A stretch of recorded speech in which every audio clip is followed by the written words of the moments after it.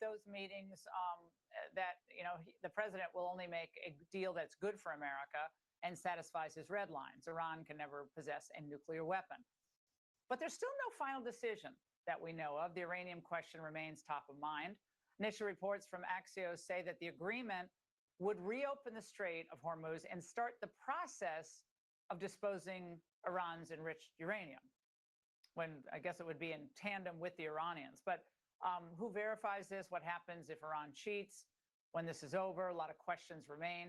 And the New York Times reported that lingering vagaries remain because the negotiations have taken place through the Pakistanis and Qataris, and it's never been clear whether the Americans and Iranians have been working on the same version of the memorandum, or who exactly has the authority on the Iranian side to signal an agreement.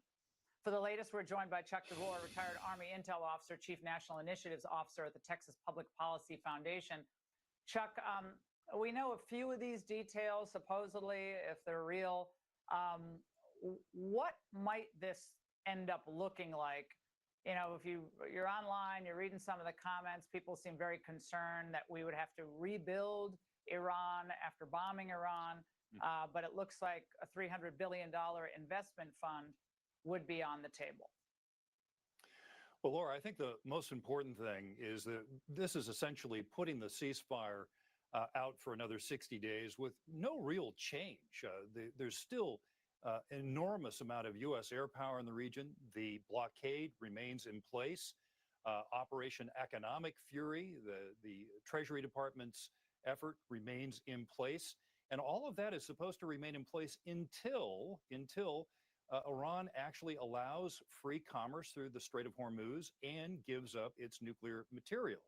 And so it seems to me that we're just extending the time for the Iranians to get their act together and to agree to our terms, and frankly, a few more weeks to live in many of cases, because of course we have their addresses now.